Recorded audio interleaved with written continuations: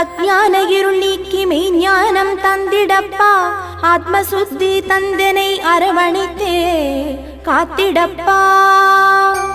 சதாசிவனே சுந்தரனே சார பரமேஸ்வரனே திருச்சேரை பதி நின்று திருவருளை புரிந்திடுவாய்.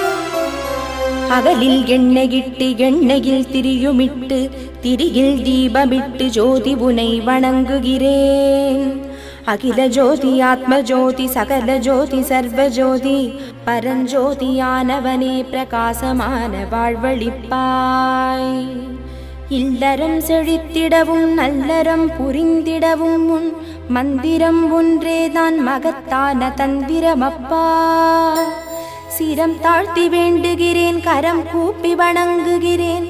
பரம்பொருளே பரமேசா பரிவுடனே வந்திடப்பா. கனிவுடனே